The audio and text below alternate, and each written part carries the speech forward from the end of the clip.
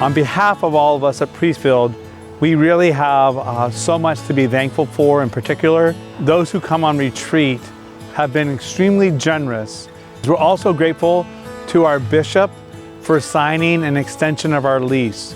Because of that, almost everything that has come back in has been reinvested. If you look behind me right now is a new cabin. We actually have 3 cabins going in this fall because of the need to be able to provide more individual retreat opportunities and more opportunities for both our senior citizens and our young couples who have been staying with us on a more long-term basis as an enhancement of their faith life. And so we were blessed to have 2 of these donated, and then we are investing our money back in for the 3rd one. In particular, you'll see that this one here is right by the chapel. And our vision is that for priests in particular, as they come on retreat, to be very close to our Lord in the Blessed Sacrament. You also see behind me a chipper. If you notice the mulch on the ground, we are recycling every possible thing that we can here at Priestfield. So this is actually from when we cleared. We're taking the logs, we're going to make cedar boards out of it to continue to reinvest in our rooms, but then whatever we can't use is being made into mulch to put around our facility so that everything which God has given us, everything which our people have given us, that we're not wasteful, that we're putting it back in. The whole purpose of my priesthood is the salvation of souls. And so I just love being in this chapel and supporting everything that Priestfield supports, which is what I love the most, which is salvation of souls and the priesthood.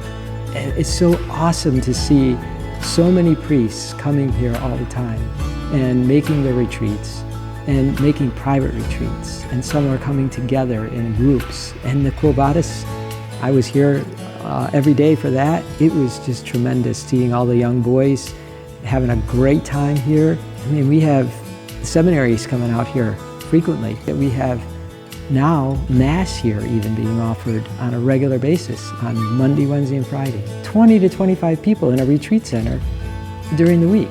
I mean, who ever heard of that? It is just really taken off, and we can't even handle all the people that want to come here. But it's because of just the holiness of this place. It's just really taking on. I think what brings me here to Priestfield is to make spiritual growth a priority in my life, realistically. Matt Talbot was a man in recovery from substance abuse and alcoholism before any type of 12-step fellowship, if you will. And what happened is that he was an alcoholic and he was a thief, and he surrendered to God and he turned his will over to God, and he spent his life helping others do the same. So that is the principle that aligns with Matt Talbot specifically. It is a worldwide movement where men in recovery come together and strive for spiritual growth.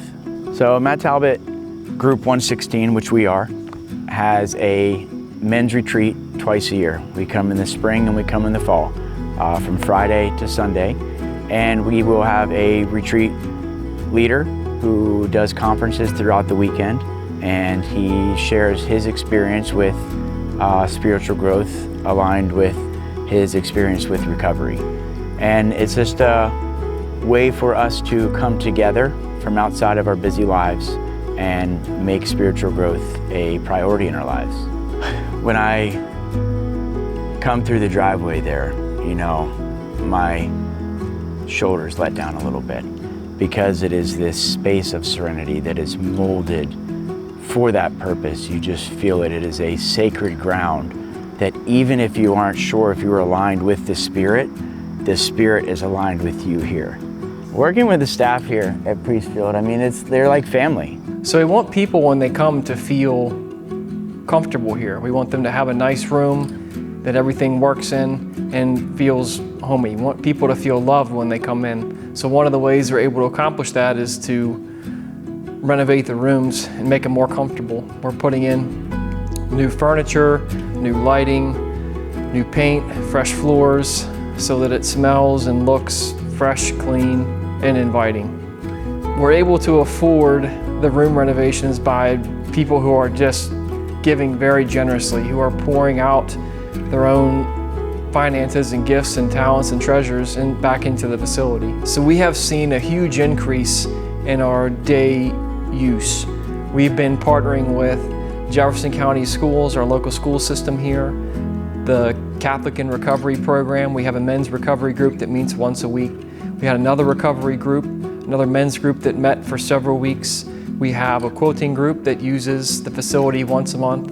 We have a lay Franciscan group that uses the facility once a month. And we've also had other groups that have found out that we offer events space during the day and have been really excited to come. So we have some Catholic schools who have used it for training. We have a garden club that's used it recently, and we've had other groups beginning to inquire about coming and spending some time here with us during the week. My name is Jane Seal, and I'm a member of the Peacemakers Quilt Group. And we have our meetings here once a month, and we have our retreats here once a year. And the first time I walked in here, I fell in love with the place and knew we had to have our meetings here and be here as much as we could. Oh, the food is tremendous. The dining room is gorgeous, overlooking the Opequon, and who would think you could see eagles flying at breakfast time? It's just been wonderful.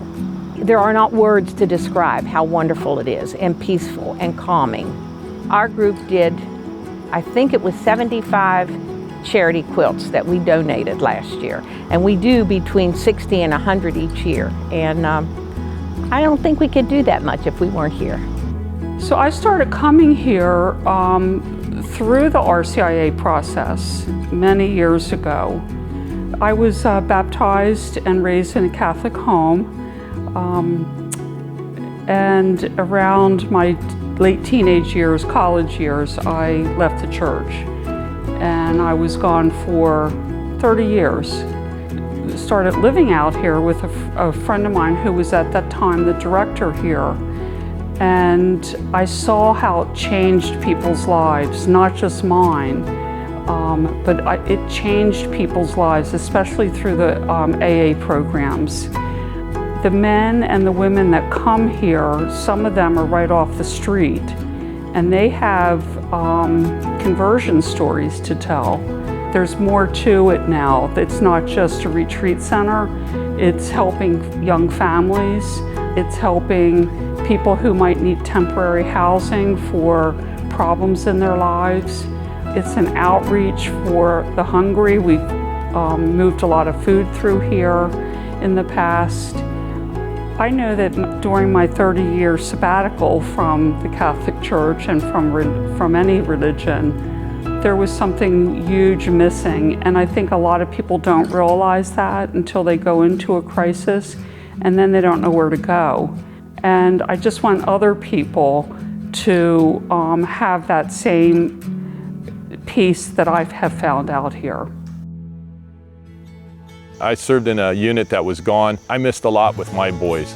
The way I made this up is when I came back, I coached high school baseball for 10 years to be around kids, trying to give back, because when I was out, somebody did that with my boys. They ran summer camps, they ran baseball camps. I always wanted to kind of pay back what others had done for me while I was gone. We came to Priestfield about 5 years ago, looking for a way to bring the kids into a summer organization where they learn kind of like how to be a man, a place where they can challenge themselves, maybe learn more about themselves. The boys, they go through morning prayer, we'll do a daily mass. Everything we do is centered around becoming a good person, and becoming a good Christian. We started out with like 10 kids, and now we're like 30-some kids. It not only heals the need to give back, but I think it helps us mentally too. And then the guys that I have helped with the camp are all former soldiers too. I can see it in them that they can't wait to come to the camp. I think they want to be here as much as the boys want to be here. And it's kind of a unique thing. It's like we're being healed at the same time as we're giving back to the kids. The guys I bring in here may not be practicing, may not be as Christian as we would want people to be, but when they come here, they'll go to Mass, they'll go to morning prayer. They're drawn to it. I don't even have to ask them. They'll go in there with the boys, and they feel so much better afterwards. They always tell me. Some of them were Catholics that are coming back to the church now. One of the guys who helped me with the camp, we've been together for 15 years in the military, and his boys came out here, and they want to go to church now. They're forcing him to go because they enjoy it. And now his daughters heard about the boys, and now all 4 of them are out here every summer. We were approached by the VA. I think the church has been helping the VA out for years. Guys are going through some PTSD course. It's 45 days long at the VA. Guys that have come back have had some issues. The guys come out for a day. We'll go kayak for about a couple hours, 2 or 3 hours of it. Too short from what I'm hearing from the guys when we're kayaking. And then after they get done kayaking, we'll go and our chef Juan Pablo will make tacos, and we'll sit around the table and just talk. And then with the rest of the guys, should a problem arise in their life, which has happened, the first person they call is Father Grassi or Deacon Dave. And most of them aren't even Catholic. They just know that this is where the answer is, right? Maybe have different beliefs on Catholicism, whatever they've heard or seen and read. It's a different story when you're here. What we have found at Priestfield is that there are so many who are seeking Christ from all walks of life.